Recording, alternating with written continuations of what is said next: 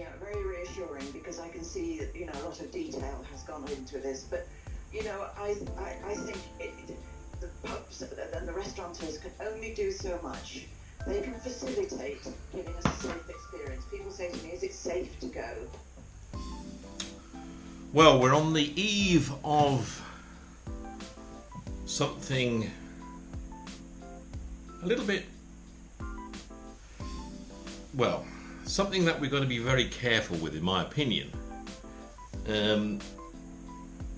We are opening the pubs from tomorrow, July the 4th, Saturday, July the 4th, in England. And there's been a big build-up for this. Obviously, we've still got COVID measures in place.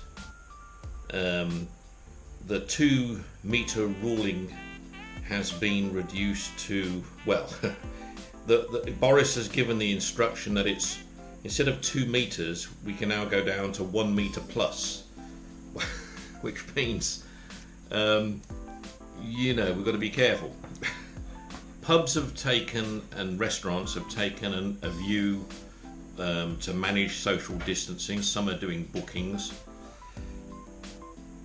Some are not opening on the 4th, which is Saturday, tomorrow. They're going to wait until Monday and then open, because they're concerned about numbers of people getting in there.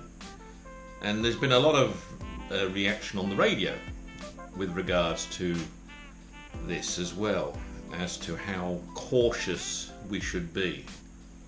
Bear in mind, as what we have, we've had a few spikes, particularly the one that we're just dealing with at the moment in Leicester, and we're still having daily fatalities of well over 150 people a day. I didn't get the total for yesterday because it wasn't published for some reason, so I'm waiting to see what's going to happen with that today. But we've still got an infection out there. We've still got people catching COVID-19.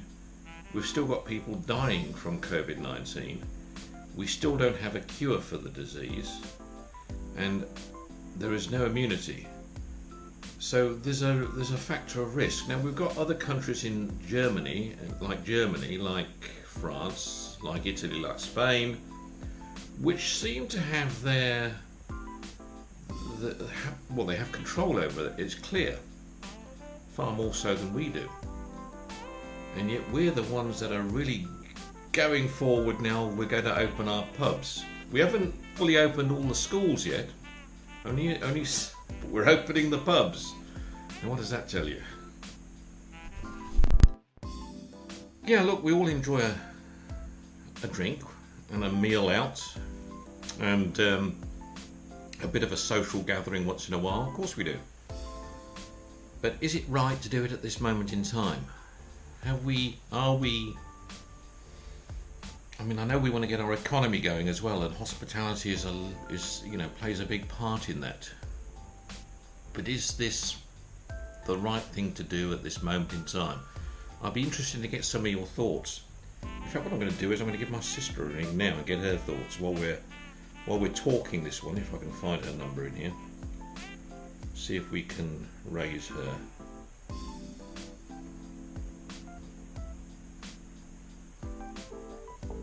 Let's see what she has to say. If she's not busy, she might tell me off.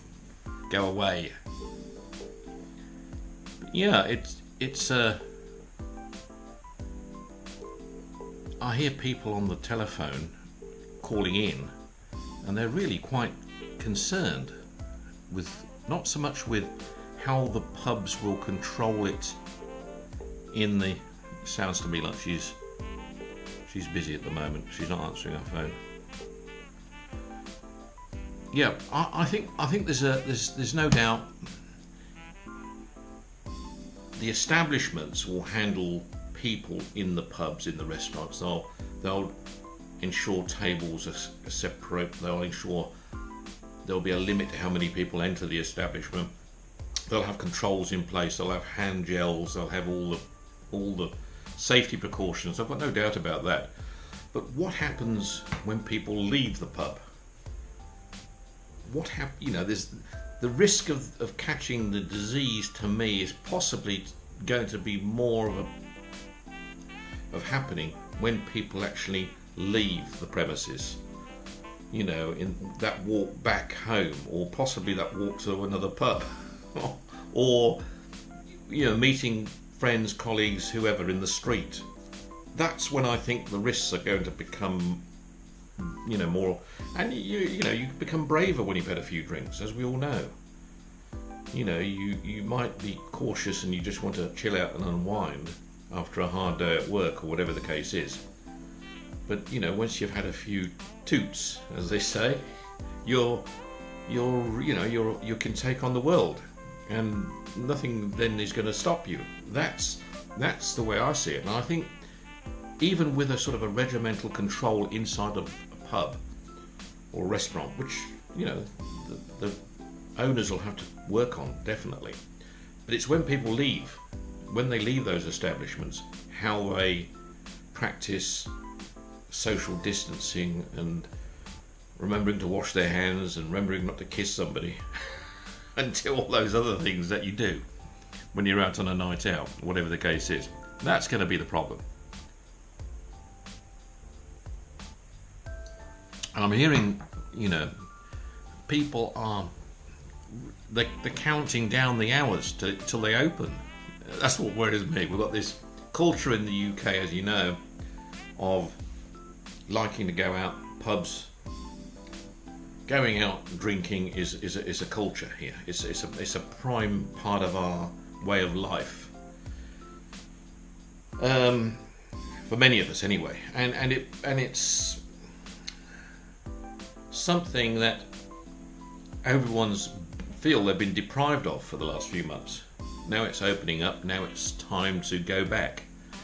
Now I'm not saying we don't want to get back to that position, but I'm just concerned is have we got the time right? Because we want to get rid of this disease, or we want to get it to a point where we can live with it and manage it until we get the antidote, obviously.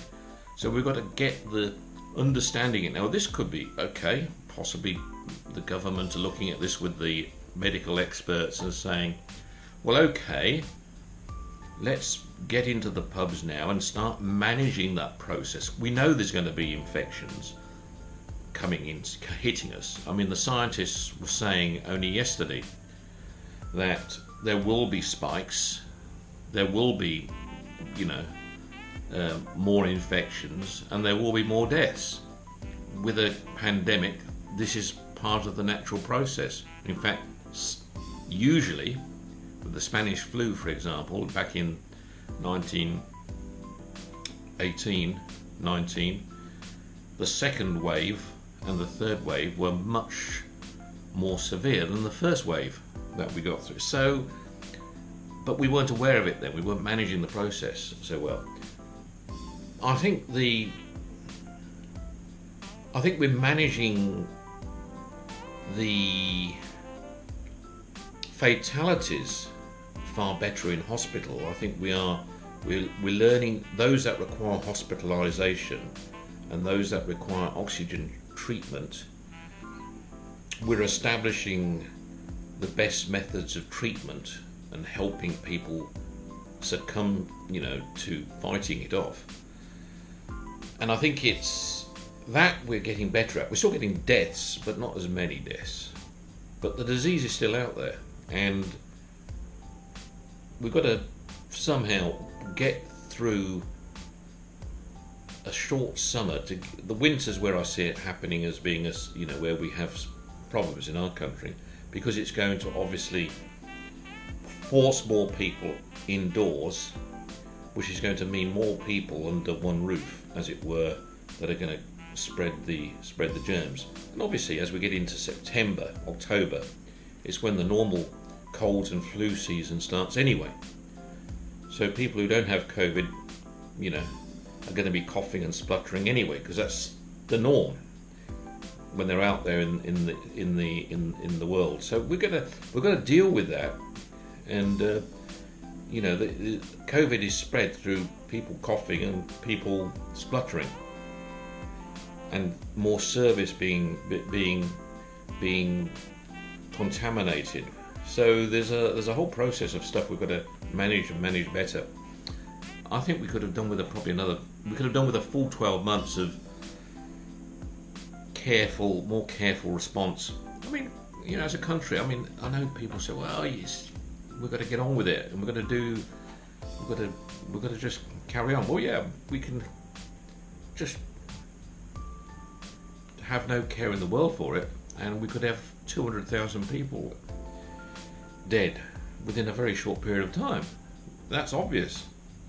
That is clear. That's what can happen. So we've got to be very, very careful how we manage this disease. And I think so we've had to shut down for a few months. If we had to shut down for even a year to get through a full set of seasons, it would have probably given us better control. Now, I know economies are going to suffer as a result of that, but I've got a feeling the economy will suffer far more by having to have a further shutdown once we've just opened everything up to shut it down again. I think that's more at risk. And look, we've gone through much worse when it comes to shutting down our country. During the war, we were shut down for 4.5 years. We had to deal with things differently, and we were getting bombs dropped on us. So there's a logic to how we manage this. Possibly more isolating of certain categories of people, more certain people that do carry certain medical issues, or on certain medication, or of a certain age group, need to be in a different situation. Younger people, but this mixing of people and getting this process of opening up the bubbles is making life dangerous. I'll just try my sister one more time. She's probably closing some deal or other, but you never know. She never says no to a drink.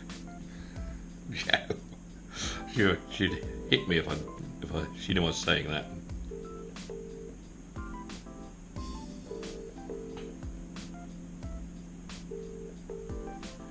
No, it doesn't look like she's going to answer.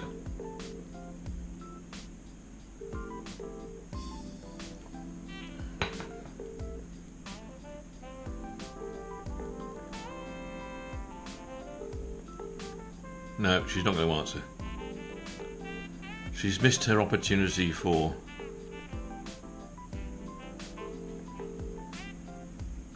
fame.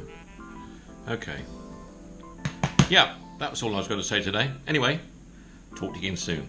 Cheers.